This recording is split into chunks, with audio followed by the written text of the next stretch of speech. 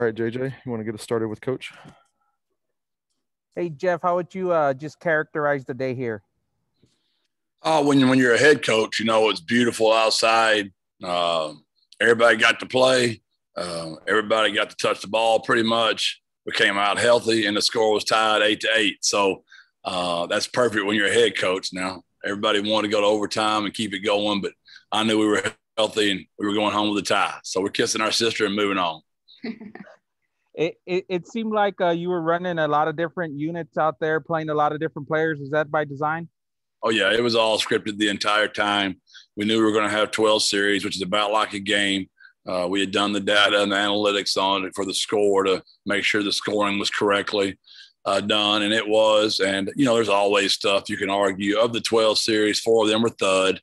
So, the offense is going to always say they wouldn't have made that tackle. The defense is going to always say, well, we would have had that sack. You know how it is. So I had to other than that, the rest of it's a blast, and we had a great time.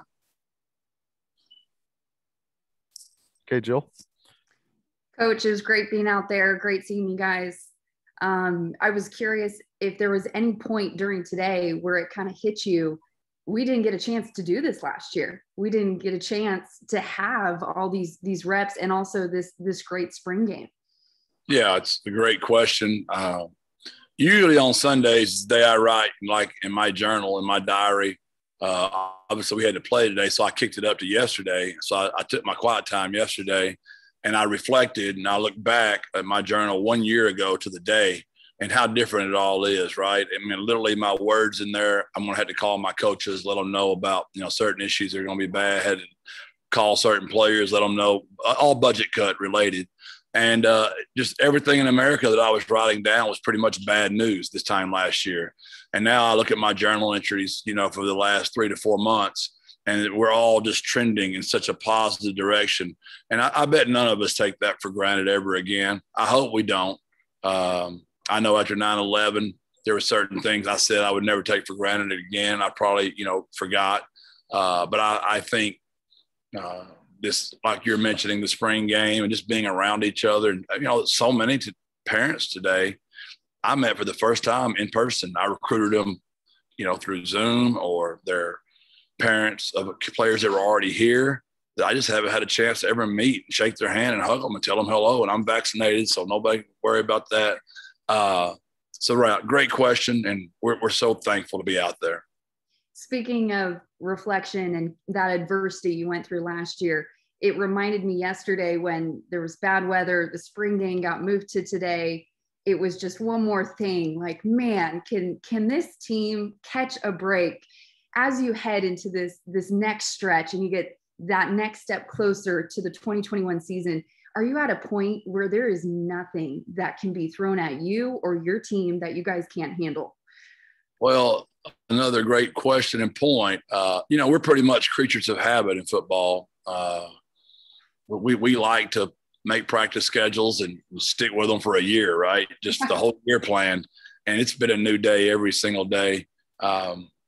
We have to adapt, improvise, adjust, overcome all the time. I do think me being a Texas high school football coach for so long, I was the head high school coach for 15 years. And when you deal with high school kids, the maturity level is different.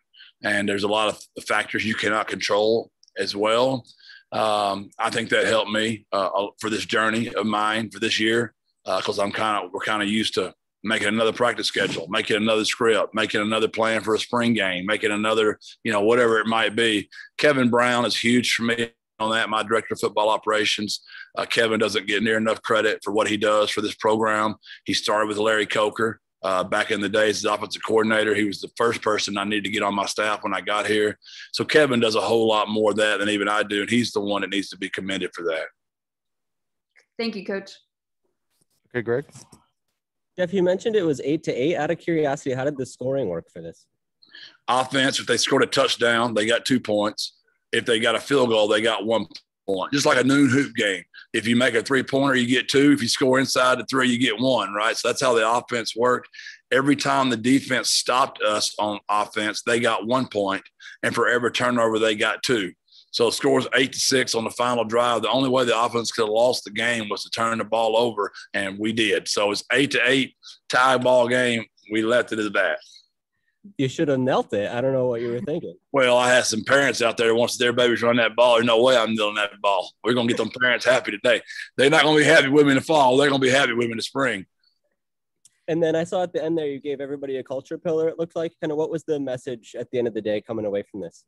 Just that, we do that after every practice. Whatever the culture pillar is of the week, we'll have the kids. I teach it on Tuesdays and Thursdays and Saturdays. And then we review. I'm a teacher at heart, Greg. And so we teach on Tuesday, Thursday, Saturday, quiz and tests on Saturday in front of their teammates. My assistant coaches echo that all during the week. This culture pillar this week was selfless. So we've been teaching on selfless the entire week. But they knew today was the final exam of the whole semester. I told all the freshmen they were off the hook. But super seniors, anybody that wore a single digit, they were on the hook. So I went to my older guys, and they crushed it like I knew they would. They can teach it better than I can, and they all knocked it out of the park. It seemed like Frank Harris had a pretty good day. We saw him throw a couple touchdowns. What did you make of his performance, what he brought to you guys? All those quarterbacks, they've just gotten better. All of them played better. They've done that all year, familiarity with the offense. Coach Lunny has done a really good job coaching those kids, and I'm a big believer in that. I'm a big believer in hiring very intelligent people with high character and keeping them together, keeping us together. And that was such a huge deal from our administration that we kept our staff together, analysts, GAs, strength staff, coaches, academics, DFO, recruiting, and you just when you hire high IQ people with character and they work together, they figure it out. They just figure it out. And we're still figuring this thing out. We don't have it figured out, but I can promise you we're working at it every day, and we're getting better every day as a staff and as players, which makes our team better. We didn't see Josh Adkins get in the mix until kind of later in the day. What was the thinking with how you wanted to rotate the quarterbacks throughout the day? Well, they both went with the ones, right? So the ones only went 4 times. So those kids decided they wanted to go like 2 at a time instead of alternate each time. So Frank went 2 and Josh went 2 with the ones because the ones only had 4 series. The 2s had 4 series, so we split that. We've got 7 quarterbacks, so we had to get all those guys out there so they could play.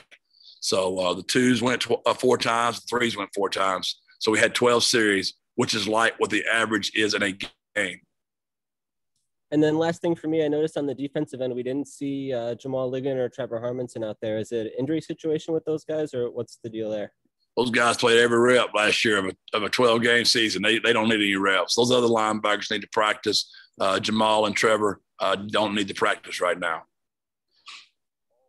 All right. Thanks, Coach. We'll get Frank in there next.